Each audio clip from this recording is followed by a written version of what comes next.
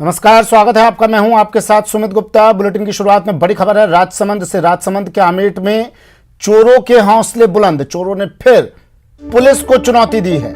एक बार फिर एक मंदिर को निशाना बनाया गया है। सोने चांदी के कुंडल, नेत्र और मुकुट की चोरी यहां से की गई। 5 दिनों में 3 मंदिरों में चोरी की वारदात की गई। आमेट के आगरिया बड़ा मंदिर की ये घटना। बड़ी खबर राजसमंद से।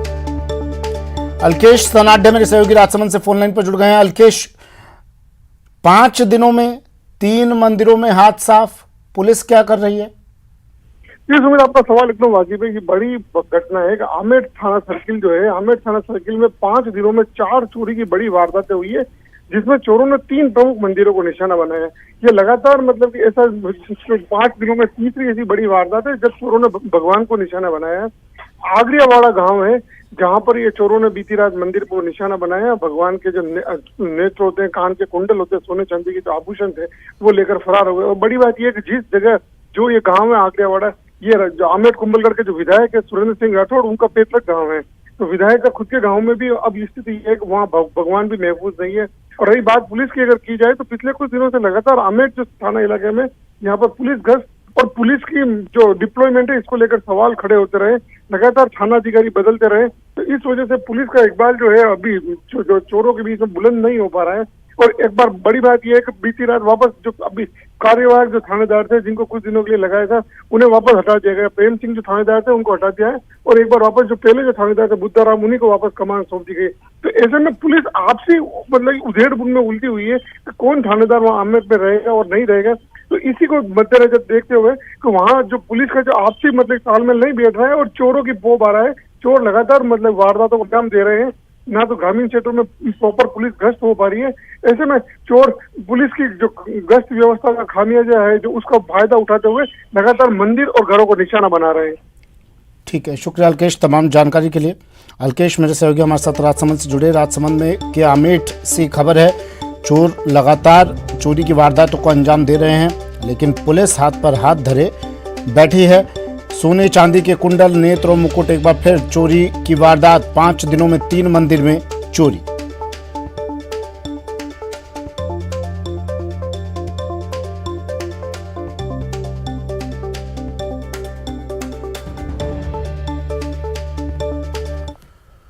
और एक और बड़ी खबर है, गौहर चिश्ती विवादित नारा मामला। हैदराबाद से गौहर चिश्ती की गिरफ्तारी हो गई। हैदराबाद से इसे अजमेर लाया गया। गौहर चिश्ती को आज दोपहर बाद कोर्ट में पेश किया जाएगा। पुलिस आरोपी गौहर के मददगारों की अब सूची भी बना रही है। फरारी में मदद करने वालों की पड़ताल की जा रही है। पुलिस सूत्रों के हवाले से बड़ी जानकारी मिल रही है। गौहर के समर्थक घटना के बाद से फरार चल रहे हैं। पुलिस गौहर के समर्थकों पर अब शिकंजा कसेगी। बड़ी खबर।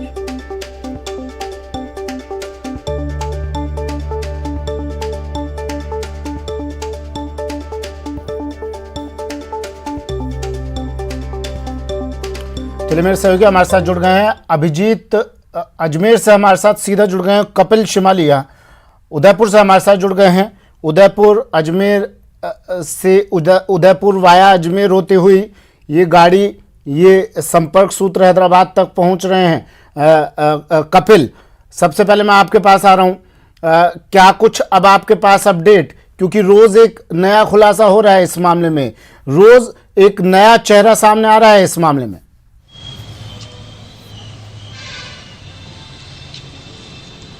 एक फोटो की जिसमें वो दोनों, हम दोनों, ये दोनों।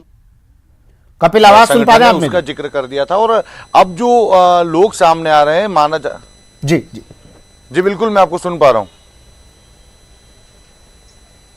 देखिए, पहले ही दिन जो दावते इस्लामी संगठन का जिक्र सामने आया था, उसी संगठन के तार अब जुड़ते हुए नजर आ रहे हैं। उसी संगठन के लोगों पर जो है वो एनआईए की कड़ी निगाहें हमें नजर आ रही है। फिलहाल जिन लोगों को संदिग्ध मानकर पूछताछ की जा रही है, जिन लोगों तक हाथ पहुंचाने की कोशिश की जा रही है, माना जा रहा है कि वे सभी दावते इस्लामी संगठन से जुड़े हुए हैं। क्योंकि रियाज अतारी और गौस मोहम्मद दोनों का इस संगठन से संपर्क सामने आया था।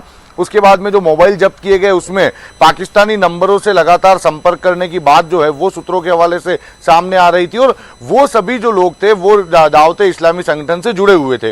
अब फिलहाल गौहर चिश्ती गिरफ्तार हुआ है। गौहर चिश्ती वो व्यक्ति है जिसने 17 जून को अजमेर में भड़काऊ नारे लगाए थे। उसके बाद में 20 जून को उदयपुर में भी भड़काऊ नारे लगाए गए। जिन लोगों ने उदयपुर की रैली को का आयोजन किया था अंजुमन कमेटी द्वारा, उनसे एनआईए जयपुर में लगातार पिछले 3 दिनों से पूछताछ कर रही है। तो अब रडार पर वो लोग हैं जिन्होंने कन्हैयालाल हत्याकांड की साजिश को जो है वो रचने का काम किया था, उन्होंने लोगों को भड़काने का काम किया था। और निश्चित तौर पर इसे माना जा सकता है कि जो नारे जुलूस के दौरान लगाए गए थे, उन्हीं नारों के चलते जो भावनाएं वो भड़की थी और उसके बाद में एक रूपरेखा तय की गई थी कि कैसे इस तरह के लोगों के साथ में जो नुपुर शर्मा का समर्थन कर रहे हैं उनके साथ में किस तरह की घटनाओं को अंजाम देना है। कन्हैयालाल हत्याकांड भी उसी की परिणति। और अब देखिए उदयपुर से अजमेर, अजमेर से हैदराबाद, और अब आप मान सकते हैं कि हैदराबाद से ये तार पाकिस्तान तक निश्चित रूप से जुड़ते हुए नजर आएंगे और संभवतः एनआईए कुछ समय में इसकी पुष्टि भी करेगा। जी देखिए, आपने तो खुलासा कर दिया है कि हैदराबाद से अब ये निश्चित रूप से पाकिस्तान तक तार जुड़ेंगे। और एनआईए तो अभिजीत एनआईए तो ये पहले ही अंदेशा जता चुकी है कि कोई पाकिस्तानी संगठन है और ये लोग तो पाकिस्तान जाते भी रहे हैं। अब क्या और कुछ भी खुलासा बाकी रह गया है? क्योंकि चेहरे तो एक के बाद एक तमाम सारे सामने आ गए हैं। एक सवाल ये बताइएगा, और दूसरा ये कि जहां पर ये गौहर चिश्ती छुपा हुआ था उस व्यक्ति के बारे में पता चला?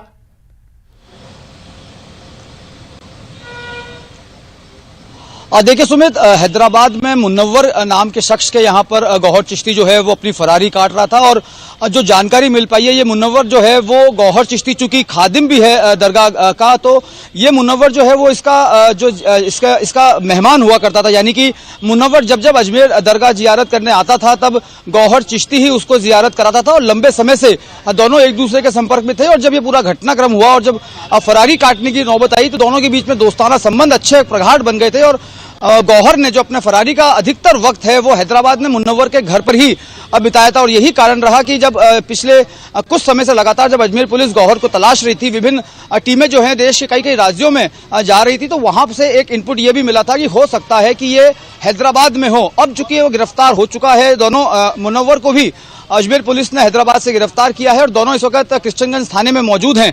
दोपहर बाद दोनों को कोर्ट में पेश किया जाएगा और पुलिस कस्टडी लेने के बाद जो है इनके तमाम संपर्क सूत्रों की पड़ताल की जाएगी। खास तौर से गौहर को अजमेर से फरार करने वाले जो मददगार हैं उनकी सूची जिला पुलिस जो है वो तैयार करेगी और उन पर शिकंजा कसने की कोशिश करेगी। इसके अलावा जो एक बड़ी खबर जो हमें सूत्रों के हवाले से जानकारी मिल रही है कि 17 जून को गौहर चिश्ती ने जो विवादित नारा दरगाह की सीढ़ियों से लगाया था, उससे पहले यही विवादित नारा 10 जून को ब्यावर में लगा था और पीएफआई के विरोध प्रदर्शन में यह पूरा नारा लगाया गया था। बाकायदा सोशल मीडिया पर इसके वीडियो और फोटोग्राफ्स भी जो हैं वो बहुत तेजी से वायरल भी हो रहे हैं।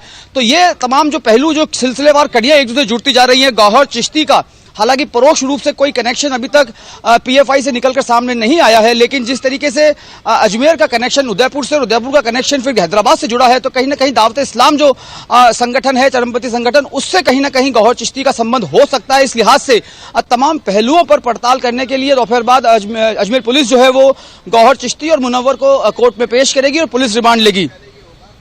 जी, लेकिन अभिजीत फिर कपिल, सवाल फिर ये उठता है कि भाई ये अभिजीत बता रहे हैं इससे पहले ये नारा ब्यावर में लगा था। जब इस तरह की नारेबाजी लगातार की जा रही थी और प्रदेश में अलग अलग जगहों से इस तरह की नारेबाजी की गई, अगर उस वक्त पर ध्यान दिया होता, अगर उस वक्त पर इन नारों पर रोक लगाई होती तो शायद उदयपुर की घटना ही ना घटित होती।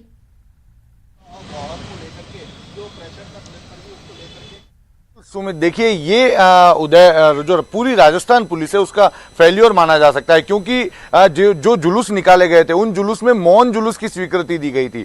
जुलूस की जो स्वीकृति थी उसे वायलेट किया गया और अब जब कन्हैयालाल हत्याकांड हो चुका है उसके बाद में जब पुलिस पर सवाल खड़े हो रहे हैं तो अब जुलूस की स्वीकृति की अवहेलना करने के चलते पुलिस कार्रवाई कर रही है। उदयपुर में भी इस मामले में 2 लोगों को गिरफ्तार किया गया था। आप देखिए गौहर चिश्ती को इसी तरह के मामले में गिरफ्तार कर लिया गया है। तो अब पुलिस इस पर कार्रवाई कर रही है, लेकिन अगर पहले इस तरह की कार्रवाई कर दी होती तो शायद कन्हैयालाल हत्याकांड नहीं होता। दूसरा, मुनव्वर अशरफी का जिक्र आया है। देखिए कुछ दिनों पहले की अगर हम बात याद करें तो एनआईए की टीम हैदराबाद पहुंची थी। मुनव्वर अशरफी के घर पर नोटिस चस्पा कर 14 जुलाई को जयपुर उपस्थित होने के लिए नोटिस उसको दिया गया था। हालांकि वो नहीं आया, लेकिन 14 जुलाई को वो अजमेर पुलिस की गिरफ्त में आ गया। तो अब ये माना जा सकता है कि अजमेर में अब उसे लेकर आ गए हैं। गौहर चिश्ती भी अजमेर में है। अजमेर पुलिस इनसे पूछताछ कर सकती है और उसके बाद में पूछताछ पूरी होने के बाद इन्हें एनआईए के सुपुर्द किया जा सकता है, क्योंकि एनआईए जब हैदराबाद पहुंची थी तो एनआईए के पास भी कोई न कोई इनपुट जरूर होगा इन दोनों को लेकर। तो एनआईए इन्हें अपनी कस्टडी में लेकर आगे इनसे पूछताछ कर सकती है और कन्हैयालाल हत्याकांड में इनकी किस तरह की भूमिका है ये पता लगाने की कोशिश की जा सकती है। ठीक है, शुक्रिया कपिल तमाम जानकारी के लिए। अभिजीत, आपका भी शुक्रिया। आपसे अपडेट हम लेते रहेंगे जब इन्हें कोर्ट में पेश किया जाएगा। तो गौहर चिश्ती है, देखिए तस्वीरें भी आपको दिखा रहे हैं। इसे गौहर चिश्ती को हैदराबाद से लाया गया, हैदराबाद में छुपा हुआ बैठा था। इसके एक साथी ने जिसे इसे छुपा रखा था उसका भी पता चल गया है। अब इसे हैदराबाद से अजमेर लाया गया। अब इसे कोर्ट में आज पेश किया जाएगा।